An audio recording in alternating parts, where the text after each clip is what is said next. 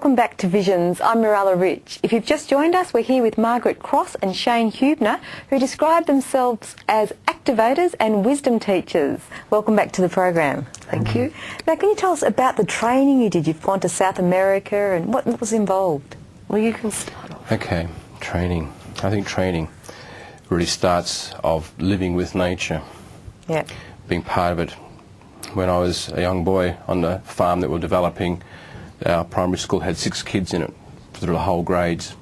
So I spent a lot of time building tree houses and tunnels and rafting on the river. Oh, so I hunted and I regret a lot of things I have done, but I certainly was engaged understanding that common sense arrived out of our ability to have a certain amount of freedom to make choice. And I have a great sadness these days that there are no youngsters out there who have ever had any of the privileges I've had, and we're so confined and so restricted and punished and criminalised for having these experiences. And most of the things that the law has been produced isn't for criminals. It's just produce a set of restraints, and it's always monetary on it. But well, we've had to go way outside of the Western system to find training. And that's meant travelling to South America. Shane's been over and done the South American tour twice. I've done it once. I asked Great Spirit to connect me with someone who had met shamans. You know, it's not an easy thing to do in Australia. And 6 weeks later I met Shane. Wow. And within 10 minutes I knew that he'd been to Peru, that he was working with a shamanic teacher. And I was like, oh my goodness, I can't believe this has happened. So from there, my dreams came true. Last year we went to the second shamanic ayahuasca conference in Iquitos on the Amazon. And then we did a journey up to, it was about, 16 hours up the Amazon River. Yes. And we learnt with a 90-year-old shaman, Don Julio, bless his soul, he's now passed on. But we were very privileged to have done a lot of our training with him. It was very amazing. And as a consequence, we keep practicing the things that we've learned here, but we're not shy to meet other shamans, and you would be surprised how many of them pass through Australia. Wow. Yeah. And with this training, you've got other people's lives, I guess, in your hands when they come to do the course or whatever. How do you cope with that if they're not very well balanced? One has to read the energy to begin with, We set a sacred space. It's not just a metaphorical space. This is a space in which only good energy can exist in that space. So you're creating a protection, and you're giving people, helping them to be clear about the intent that they're bringing through. So it's not done willy-nilly. It's done so that people, you know, they're setting their intent before they come into the circle, before they do the work.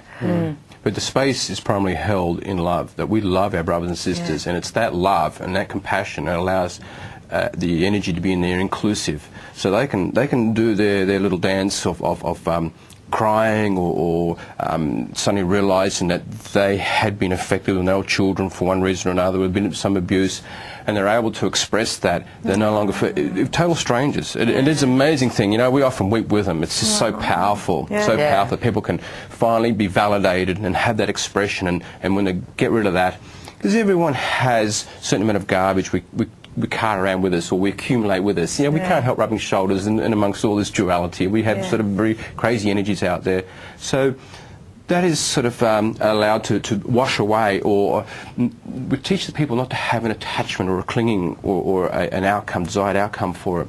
So once we have somebody go through this healing process, then we can start the real work, which is the warrior training. It's not a warrior of fighting, it's a warrior of love. Oh, how beautiful. So we can't do that first when we have sick people. So actually we're kind of up behind the 8 ball quite often. We have to bring people up to par first. And then, and everyone has a certain amount of disease and a certain amount of sickness. And it's interesting, it's a warrior training of love when you were already a warrior in the past, as in the Navy, or was it the Army? Yes, and it goes so way now back. it's the opposite from fighting war, it's loving. Look, no act of violence ever cures anything, it just creates more. I 100% agree with you. Yeah, well, this is what we're trying to wake people up to now, and they've got to let go of their own woundings. And, you know, it can be something as little, and it's all subjective, you know, because people go, oh, my wounding was bigger than your wounding.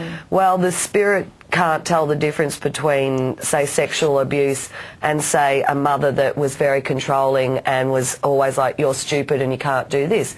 Those things leave a scar on your energy body. Yeah. And this is what the shamanic healing is about, is helping people to recognise those and let them go with love. Yes. Not judging them, not trying to cut them out. Love package. It is, they're part of it. Well, disappear. well, you are who you are, and all those experiences created the amazing being that you are. Yeah. So we're not there to go, that's bad, you've got to get it out of you. Yeah. You have to say, is that working for you still? Hanging on to it. Well, quite often, though, were the defences that you used as a child or as you were growing up to keep yourself protected.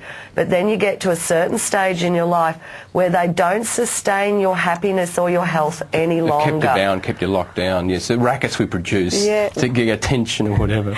And what's your visions? What are your visions? No locks, no police and police stations, and a minimum government, a government that does have a genuine concern for our external protection and allows us to deal with a certain amount of autonomy with communities like it has in the past.